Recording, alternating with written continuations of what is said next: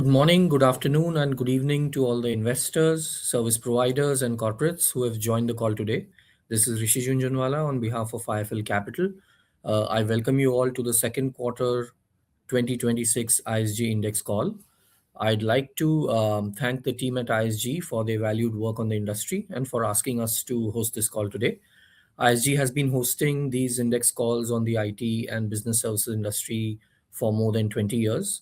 ISG influences more than $200 billion of technology spending each year, giving them deep insights into the industry as well as key changes in enterprise demand.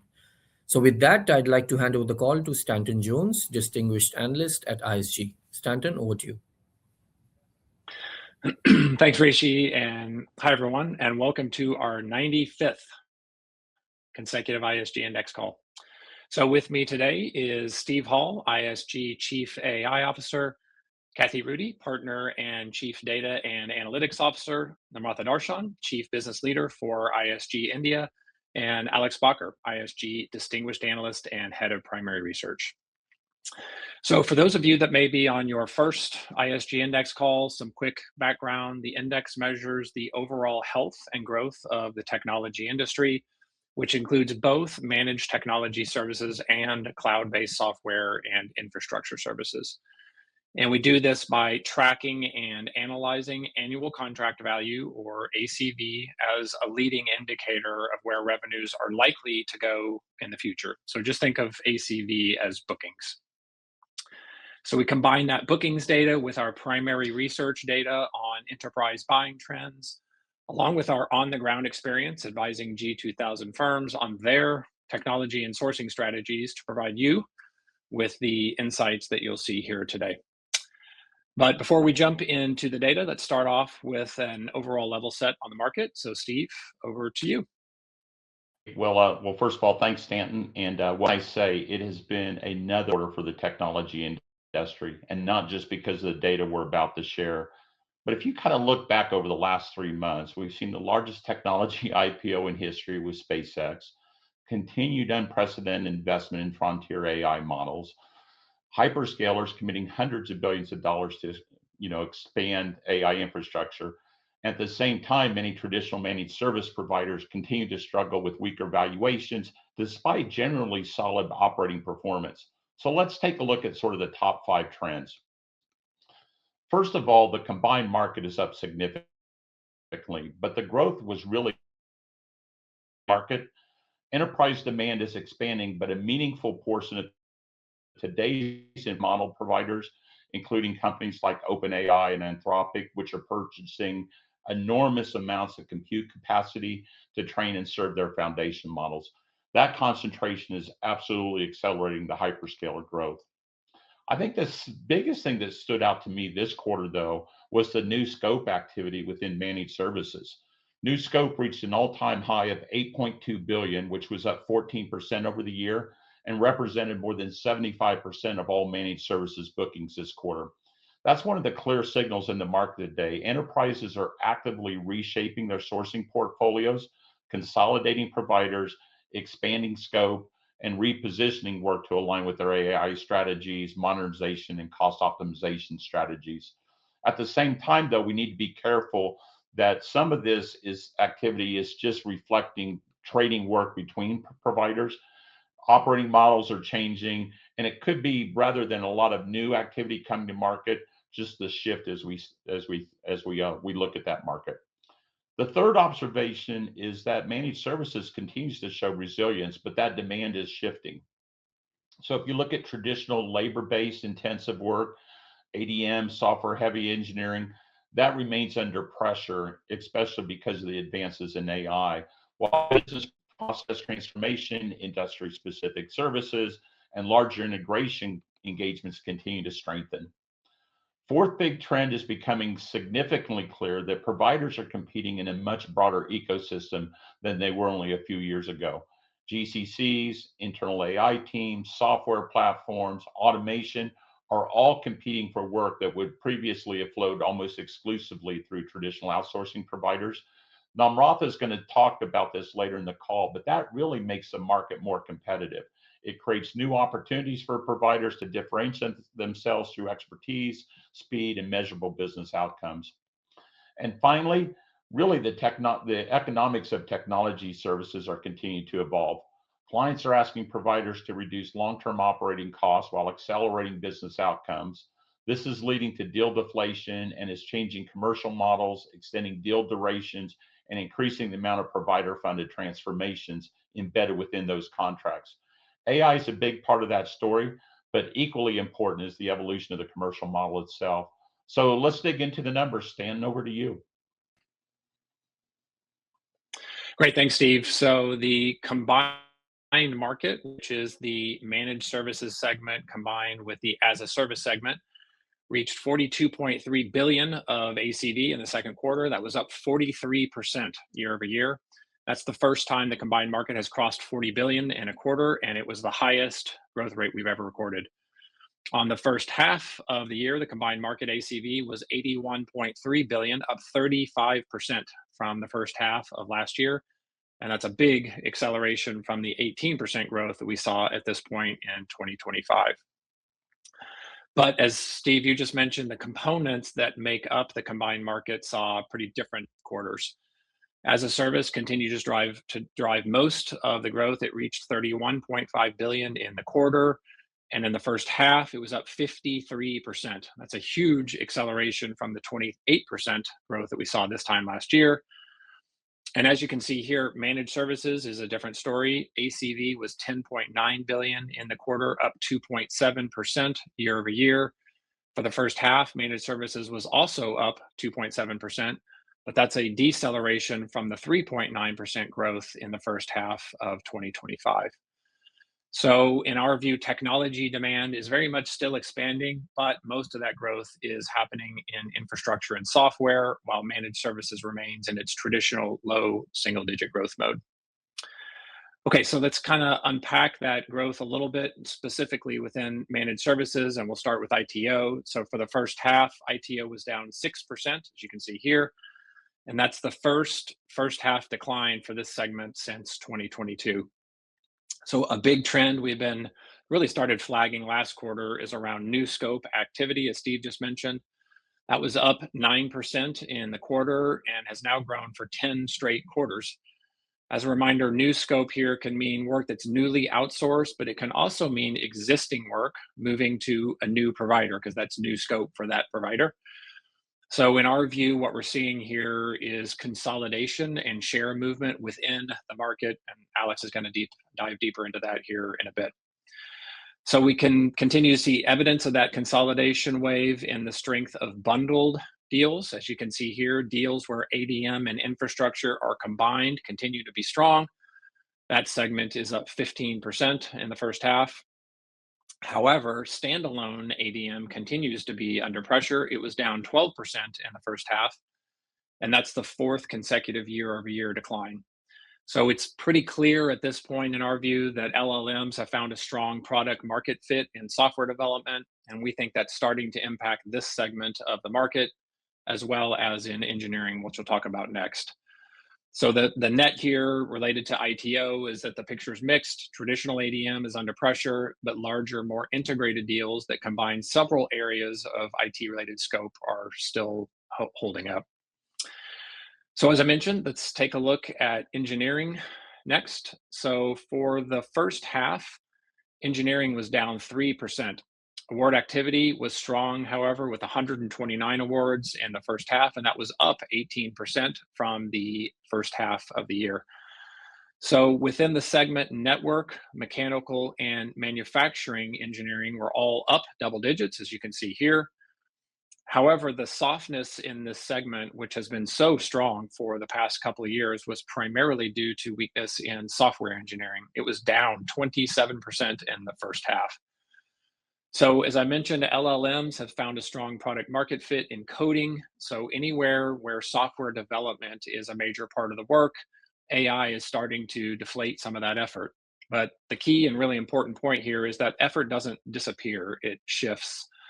So if you start to think about software development in the context of the software development lifecycle, or SDLC, the implementation phase, and that's where a lot of the coding happens, A lot of that gets automated with LLMs, but given the probabilistic nature of these systems, that means that more work needs to be validated by a human. So in the case of the SDLC, more work shifts out to, for example, the testing phase.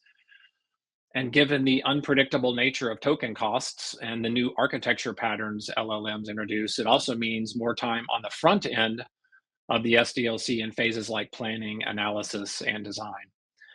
So the net here is that with generative AI and the software development work, it doesn't disappear, it shifts. And that shift is starting to have an impact on the way software is created, how much it costs, how long it takes, and of course, the skills needed to do that work.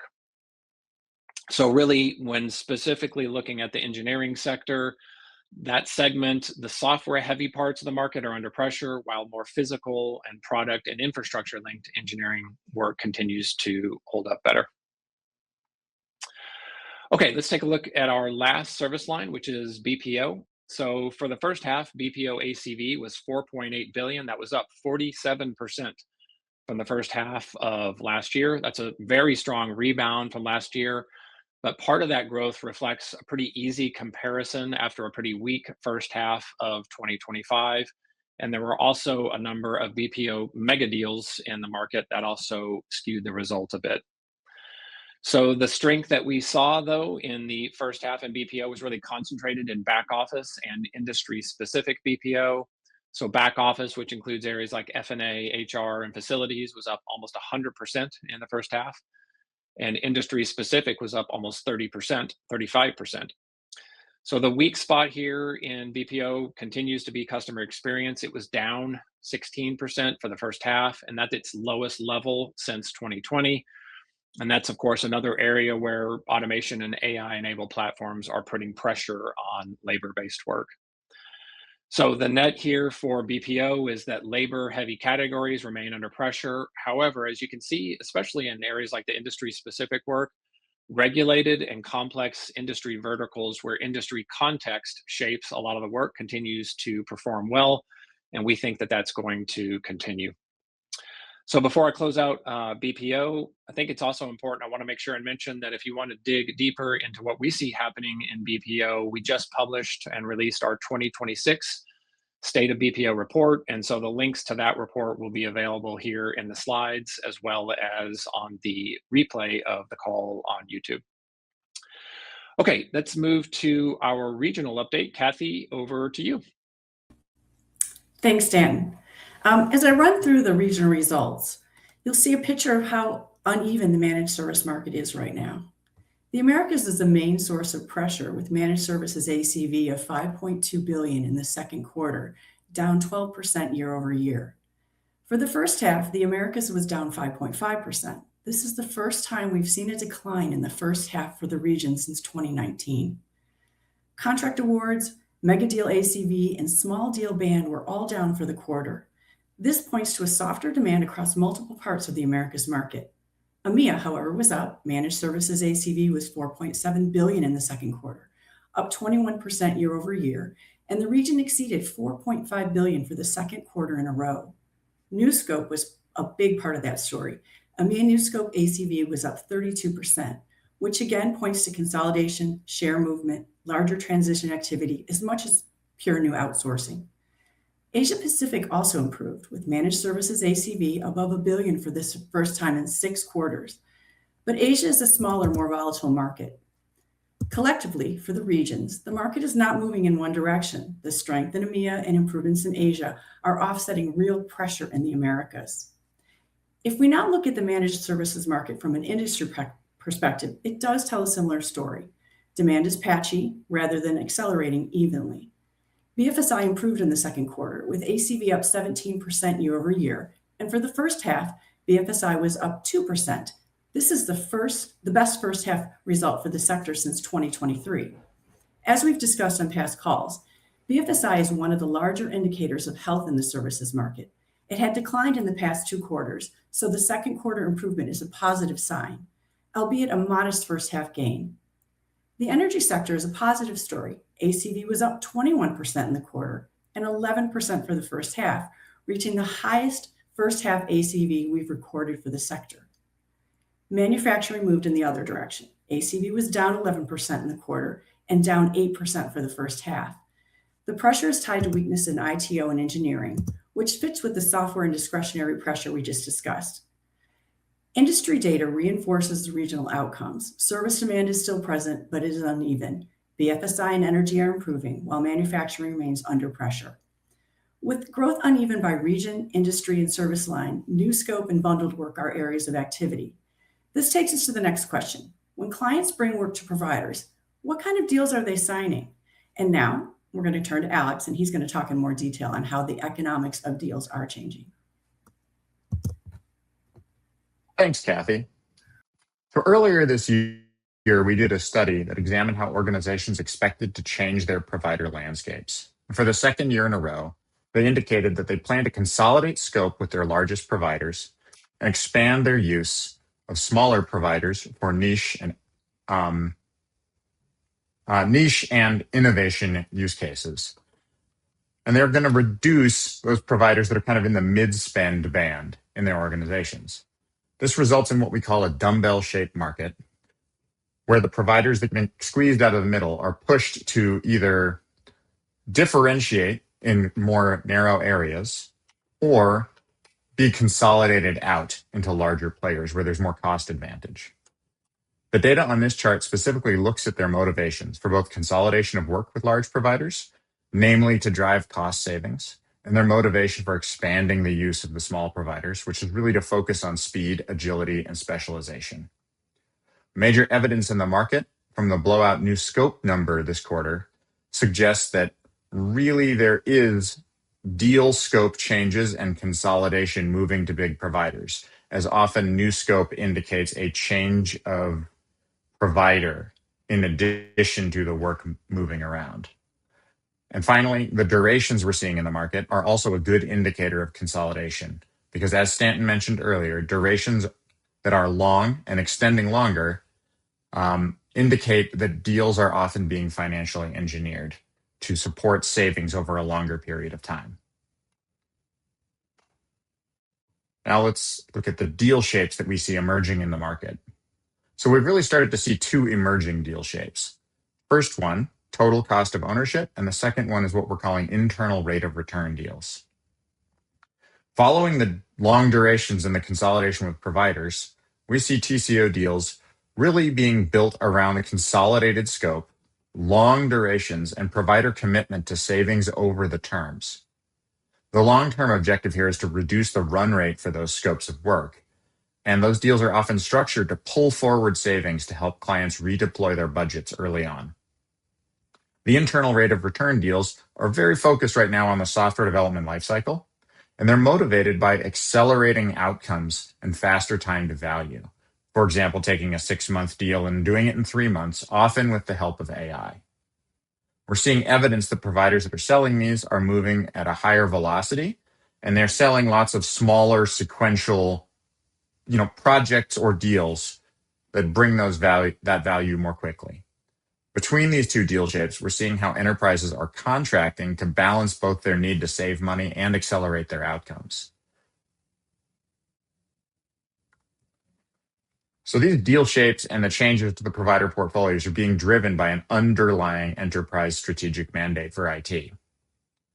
Again, earlier this year, we examined how enterprises were prioritizing their core technology objectives, and we looked at how they were performing, what impact IT was expected to have on achieving those outcomes for 2026. The 3 items that we've highlighted here that really stand out are technology modernization, cost reduction, and productivity improvement.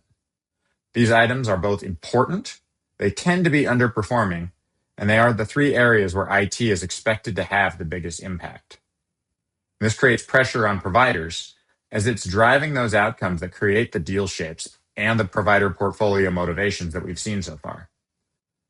While the TCO deals drive cost reductions, they also drive in-year redistribution of IT spend since the savings were pulled forward. And these pulled forward savings create the new project and investment opportunities for clients to drive productivity, creating the demand for those short-term IRR deals. And what we've reliably seen is that organizations are not running out of technology backlog. So we think the 2 models that we are seeing in the market, augmented by AI, have the potential to create their own new demand as organizations continue to pursue their modernization efforts. Now let me hand it over to Namratha to discuss how competitive pressures from GCCs are also impacting the managed services market. Thanks, Alex. In the last couple of years, we've seen exponential growth of GCCs. As you can see here, we have significant uptick in headcount growth amongst GCCs while the growth in the services industry continues to remain flat. The new wave of GCCs is no longer focused on keeping the lights on, but they're working towards a broader charter of becoming a critical delivery center for the enterprise, which cuts across multiple services, whether it's ITO or BPO. For example, one of the areas is BPO.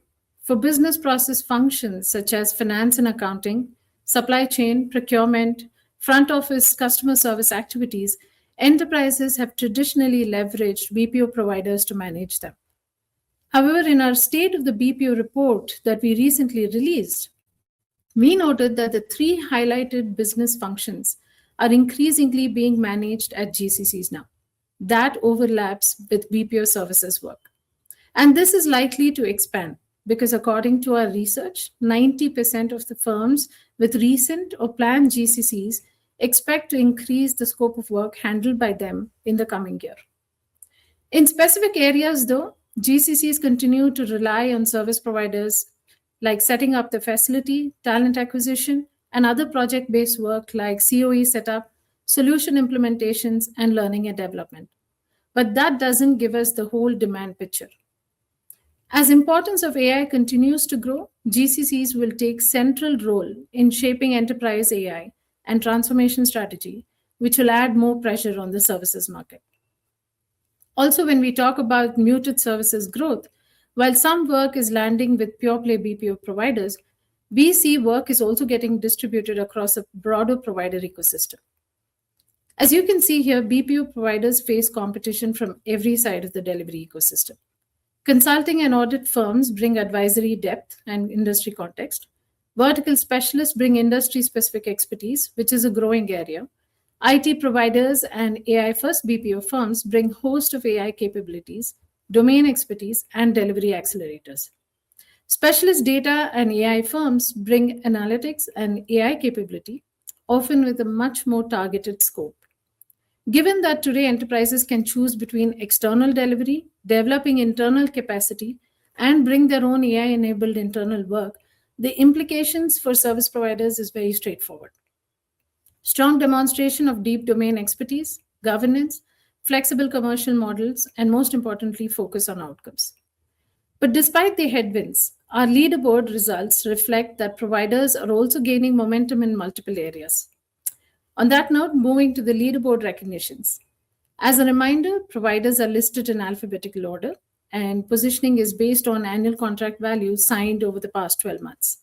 The companies new to the list are denoted with an asterisk, and a reminder that regional leaderboards can be accessed on the ISG website. In the largest group, the leaderboard was mostly stable. With top companies maintaining their positions, this quarter we would highlight Infosys. During the quarter, Infosys worked with BP on AI agent initiatives across trading, supply chain, sustainability, and core operations. It also expanded its relationship with DNB Bank in Norway to help modernize fragmented legacy systems into a more unified cloud-native platform for FinCrime technology. In the Building 15 group, EPAM is working with Hugo Boss on the XP membership program using digital transformation and blockchain technology to support customer loyalty experience. In Breakthrough 15 group, Coforge is working with VHC Health as a transformation partner across infrastructure, cloud, digital workspace, cybersecurity services. TTEC won a 7-year extension with Volkswagen Group UK for customer care, case management, connected vehicle support, and AI-enabled omnichannel contact center operations. In the Booming 15 group, we continue to see turnover.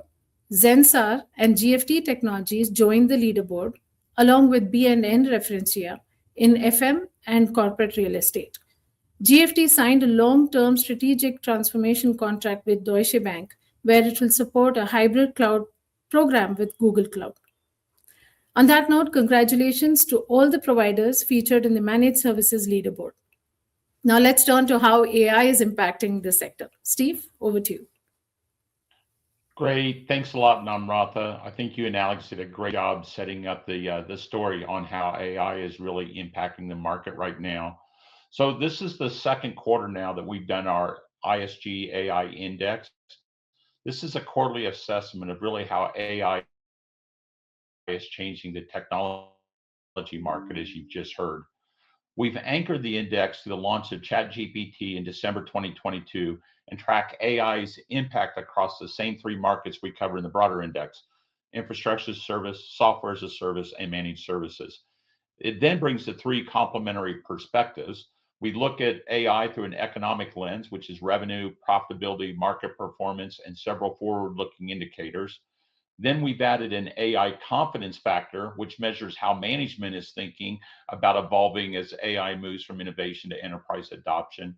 And finally, we combine those perspectives into an AI market assessment that gives us a consistent view of where we think AI is creating value today and how that value is changing over time.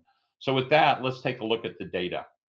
So the overall index now stands at 189. This is up nearly 90% since the AI inflection point in December, up 4.6 quarter over quarter, and up 25% year over year. So you're seeing this constant acceleration with it. But then if you go look at the individual segments, you see that infrastructure continues to be the biggest beneficiary of AI. The IaaS index is now up 182% since the AI inflection point. The hyperscalers continue to invest in extraordinary levels, and demand for AI infrastructure remains exceptionally strong. A meaningful portion of that demand, though, as I mentioned at the beginning, is still being driven by a relatively small number of frontier model providers. Companies like OpenAI and Anthropic are investing enormous amounts of compute capacity, as we discussed, and that's really accelerating the hyperscaler growth today. But one of the things we'll be watching is how quickly that demand broadens as enterprise adoption continues to scale. Software has moved into a different phase. Revenue remains strong, with CRPO continues to grow, and AI is now becoming part of almost every enterprise application. The discussion has really shifted from capability to commercialization. Investors aren't really asking, or they're really asking different questions now, not whether AI works, but whether software companies can translate AI into sustainable revenue growth without fundamentally changing the economics. So managed services is where the market's becoming much more interesting. Our index is down 4.7% since the AI inflection point. And at first glance, you might conclude that AI is hurting services, but I don't think that's what the data says. If you look at it, revenue continues to grow. It's up 7% since the ascension date. Profitability was up in the first quarter, but declined this quarter as organizations continue to invest in AI platforms. Revenue per employee continued to improve, which was up 8% this quarter, which shows that the productivity is coming through. Yet the valuations with stock prices for the sector is down almost 50% and continues to come under significant pressure. I think in many ways the market is looking forward. Investors aren't reacting to today's operating performance. They're really trying to understand what AI means for tomorrow's business model. So this quarter, we're also introducing another enhancement to the ISG AI Index, and this is our new AI confidence factor. This factor assesses management's overall confidence on how AI is evolving as it moves from experimentation to enterprise adoption. To do that, we've analyzed AI-related commentary from quarterly earnings calls from across 25 of the largest infrastructure, software, and service providers. We're not simply measuring where executives are optimistic or pessimistic about AI. We're looking at how that conversation itself is changing, where companies are becoming more confident, and where concerns are emerging, and how the discussion shifts as the AI becomes a larger part of their business. So one of the things we wanted to understand was not simply how much companies were talking about AI, but how they're thinking about AI was changing as the market matured. So if you start with the chart at the top, the trend really stands out. Since the launch of ChatGPT, AI has moved from being an emerging topic to a permanent management agenda item. AI mentions across the provider universe have increased more than fivefold, yet management confidence confidence has remained remarkably resilient throughout that period. Despite one of the fastest technology shifts we've ever seen, confidence remained consistently high. We did see some moderation earlier this year, particularly in managed services, but confidence recovered in the second quarter as the conversation became more focused on execution and business outcomes. If you look at the bottom chart, though, this is really interesting. A year ago, most of the discussion centered on governance, risk, pricing, and improving return on investment. In fact, governance and risk-related commentary increased by 400 basis points over the past year, rising from 7% to the 11% of all AI-managed commentary. And quite honestly, this is exactly what we'd expect in a maturing market. Discussion has really shifted from what can AI do to how do we deploy it responsibly and create measurable business value. So that leads us to how do we look at value? When we put the AI index together with the confidence factor, you can see every part of the technology industry moving through a different stage of the AI value chain. Infrastructure is generating extraordinary returns on investments. The economics are already visible in revenue growth, capital investment, and market performance. Software has moved into the commercialization stage. AI capabilities are now mainstream, but the conversation has shifted towards monetization, pricing, and long-term economics. The market is no longer rewarding AI features alone. It wants proof that providers can convert AI innovation into sustainable revenue and profitability. Managed services, though, is facing a different challenge altogether. AI is no longer being judged on whether it can automate work. The question is whether providers can reinvent their delivery models while maintaining attractive economics. That's exactly why we see the large disconnect between improving operating metrics and weaker market valuations. What's interesting is that the confidence factor mirrors that journey. Confidence remains high across all three sectors, but the conversation is becoming much more commercial. Management teams are spending less time talking about the AI opportunity and much more time talking about the execution, return on investment, and business outcomes. So to me, that's really the most important insight from this quarter's AI index. The market has moved beyond asking whether AI creates value. The question now is really much more practical. Who can prove that value and who can capture it? So with that, now let's move to the summary and our forecast. As we wrap up, let me leave you with a few observations for the quarter. So starting with managed services, the market continues to demonstrate resilience.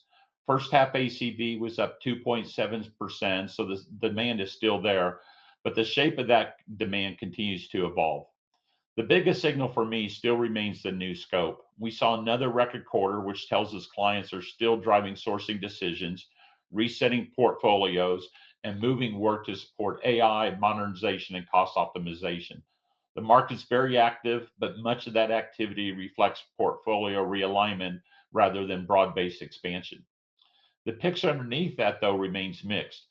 BPO continued to recover while ITO recorded its first half decline since 2022, and engineering moderated after an exceptionally strong 2025. That's consistent with what we've discussed throughout the call. AI is reshaping where enterprises invest and increasingly how they structure that investment. Regionally, we continue to see different stories. EMEA had a very strong first half, while the Americas remain more cautious. That tells us demand is still healthy, but enterprises are becoming increasingly selective about where and how they spend. On the as-a-service side, the momentum continues. First half ACV increased 53%, while both SaaS and IaaS reached record levels. AI infrastructure demand remained the primary growth engine, supporting hyperscale, backlog, and capital investment. Software also continued to evolve. We're seeing the market move towards more agentic architectures and consumption-based commercial models, and that technology is maturing and the business models are evolving right alongside it. So looking at the broader market, the outlook really hasn't changed. Interest rates and geopolitics will continue to create periods of uncertainty, but the technology demand remains very strong. For managed services, we expect growth to remain modest but positive. New scope continues to tell us the work is being structured, even if the overall market growth remains constrained. At the same time, AI-led productivity improvements, together with GCCs, software platforms, and new delivery models, will continue to put pressure on traditional labor-based services. Providers that adapt their commercial models and demonstrate measurable business outcomes will be best positioned to benefit. So that leads us to our forecast. We're maintaining our managed services growth forecast at 2.1% for the full year. We think the market is still resilient. It's becoming competitive and more selective, but there's still a lot of activity there. We're increasing our as-a-service forecast 500 basis points to 30%, reflecting the continued strength we're seeing in AI infrastructure and enterprise software demand. There's one thought I'd leave you, though, with this. The market really isn't standing still. It's just being reallocated. Organizations that understand where value is moving and adapt their business models accordingly will be the ones that lead the next phase of the AI economy. With that, thank you for joining us today. We look forward to speaking to you next quarter. That brings us into the call. We'll now open with a Q&A. Please type your questions at the bottom of the screen, and then Rishi, over to you to lead us through the Q&A.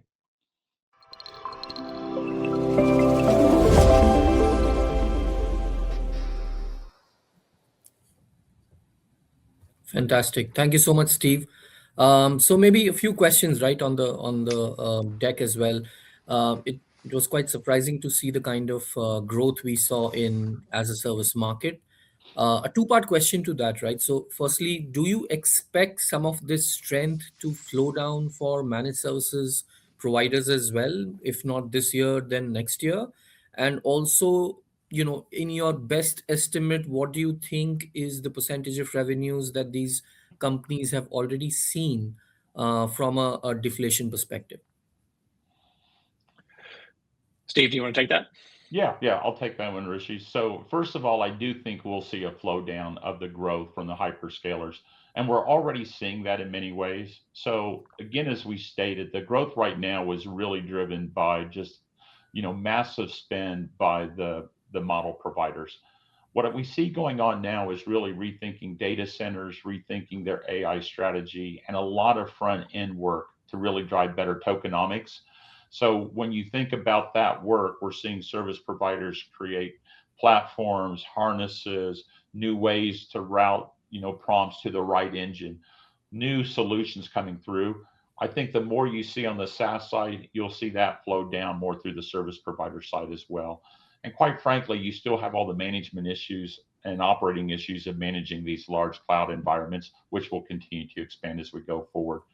I guess the last thought on that, you still have the challenges or the opportunities with sovereign clouds, the whole tech sovereignty issue across other parts of the world. I think that will continue to drive investments as well as we see the hyperscalers grow. Yeah, and I'll add on to that, Rishi. I think it's also just important to note, I think we said this on the last call. This, in some ways, this kind of feels like cloud maybe 15 years ago. There is a completely new architecture pattern emerging in the market, as Steve just talked about. We weren't using the word agents and agent harnesses 2 years ago. And if you think about what's happening in, I definitely see this happening in BFSI. We were talking earlier before the call around capital markets. I mean, there's some big underlying architectural changes happening right now that frankly happened during cloud, which was, where do we run this workload? Do we run it on-prem? Do we run it in the public cloud?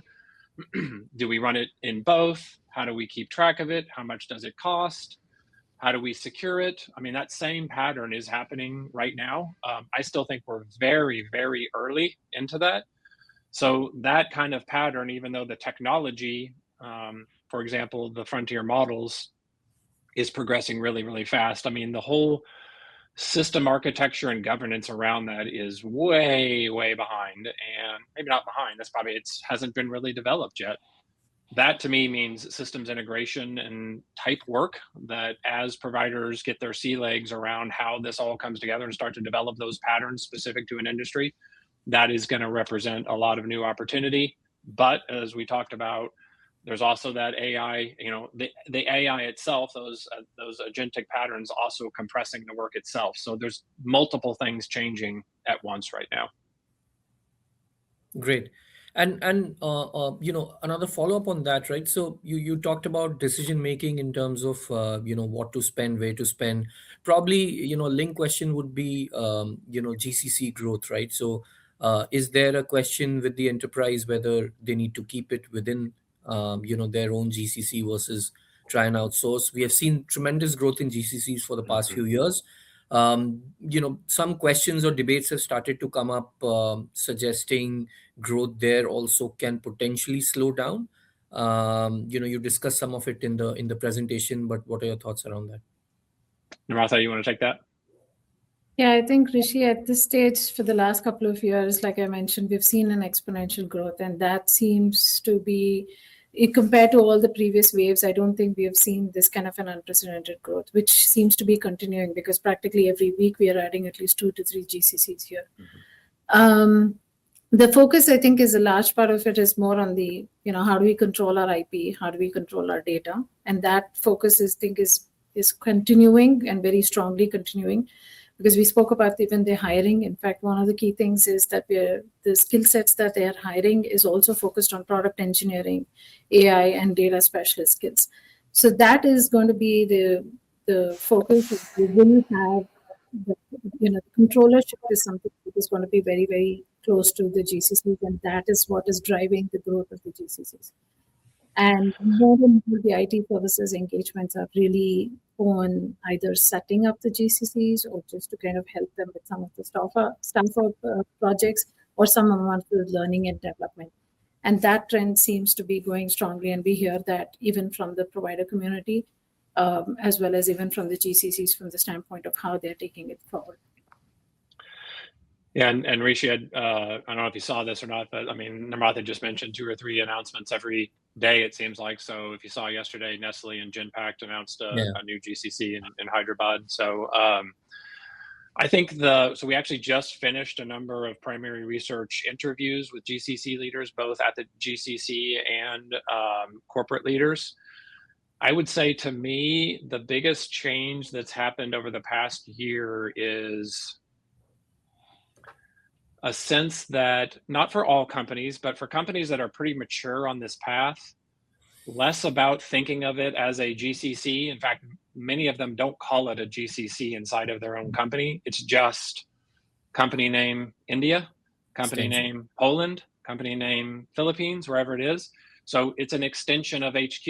And so work moves where the talent is and where the price scales.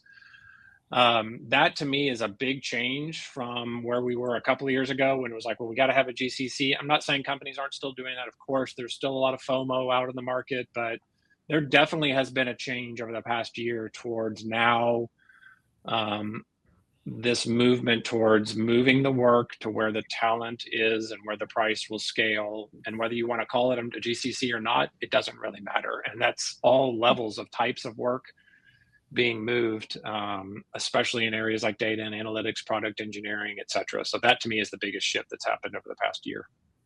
Understood.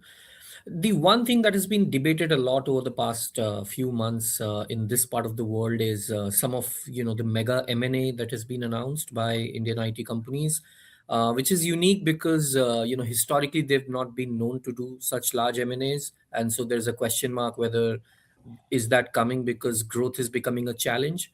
And there are M&As which and the debate also is whether should they be investing their capital to scale, or should they be looking at investing it in new gen technologies, including AI?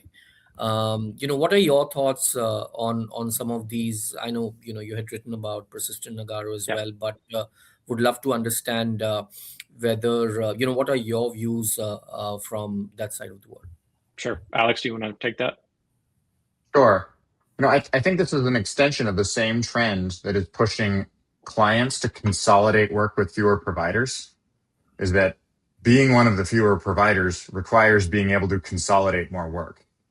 And so the acquisitions, I think, are largely to add capacity outside of your existing core so that you're eligible to be able to roll up larger scopes of work on your client's behalf.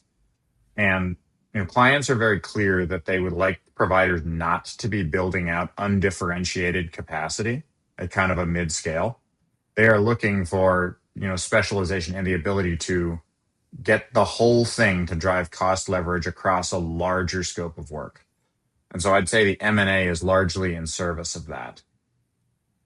Got it. Because the reason I found that interesting is because in the presentation you discussed about how the large deals are being distributed among the larger players for cost transformation, but a lot of the smaller projects are going to smaller vendors who are far more nimble, right? So is scale really that important going forward, given the kind of the way in which the work is getting distributed now? I think it is, at least at the real cost transformation, because it's not just a total cost of ownership reduction over the term. It is re-engineering and modernizing the work and the systems that are doing the work. And the reason that you need to scale it up is because you don't want to have to try to manage the responsibility of one system with one provider and running and editing that system with another provider, and then the services of using that system with another provider.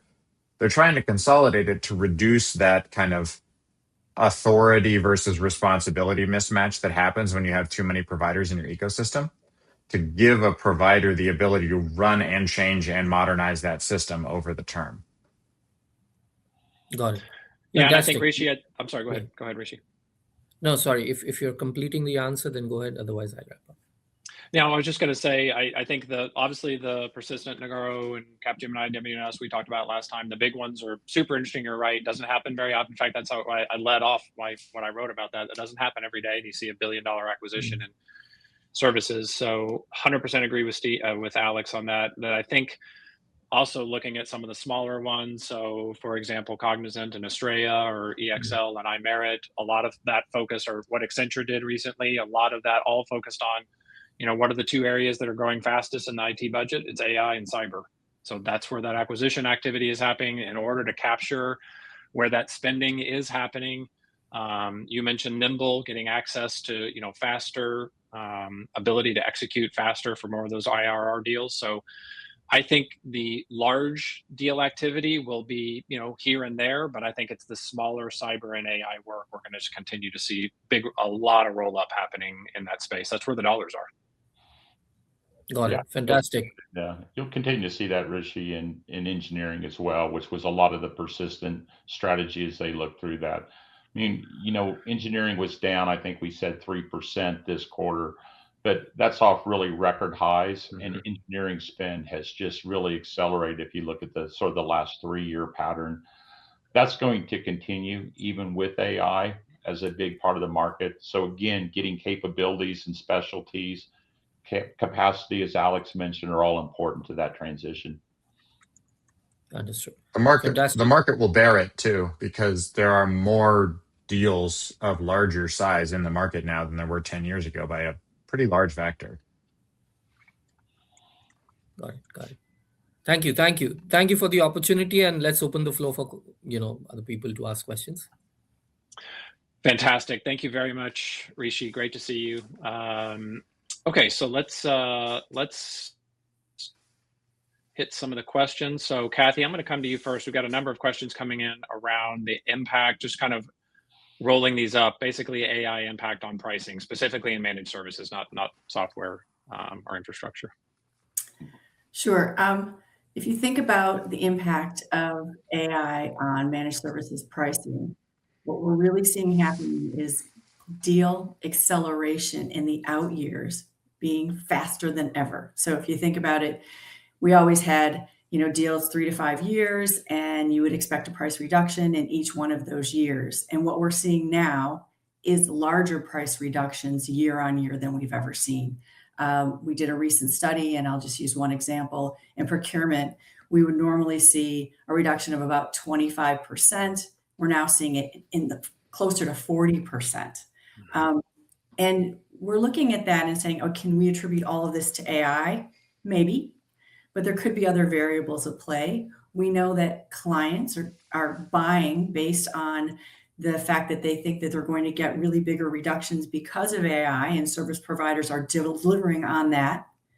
But it remains to be seen how and when those reductions will be made and how they will be delivered. but AI is definitely a big play there. Yep. Okay, we've got a super interesting question. This is a red hot topic right now. Steve, I'll come to you first, and I know we probably all have a point of view on this one, but I'll come to you first. So basically, sharing of AI savings, like what do we see happening there? How is that working? And yeah, that's kind of the amalgam of the question. Yeah, this is sort of the question du jour for quite a while now on who gets the economic value or who shares in the economic value created by AI. I think in general, what we've seen on the managed services side is there has been a tremendous amount of conversation about moving to outcome-based models or output-based models. And a lot of organizations are really working to understand both in the BPO space, industry specific, apps, IT, et cetera, what outcomes really mean and how do they share. What we're seeing in deals is productivity, though, really aligned with what we call autonomy levels.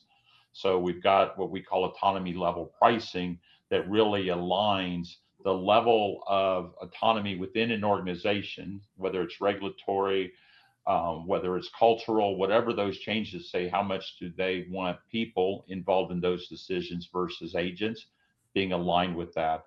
So when you look at a lot of provider pricing right now, you're going to see outcome based tied to some sort of an autonomy level. It's almost what that last part is saying is how do you step down with AI in a very managed perspective. I think the one thing that's really important for the market right now is it's not an agent replacing a human, which is sort of the simple math that we do sometimes. It's one of the reasons we really don't like digital labor or agent labor or other things. But it's offset with everything with platforms, harnesses, training, inference costs, tokenomics, all of the other aspects that have to be added up to create this sort of total cost of ownership when you look at deals. And that complicates the message, but in many ways, it also can make it easier to say, okay, I want to operate at this level of autonomy for this business process. And this is the output or the outcome that I want. And here's how I'm going to achieve that.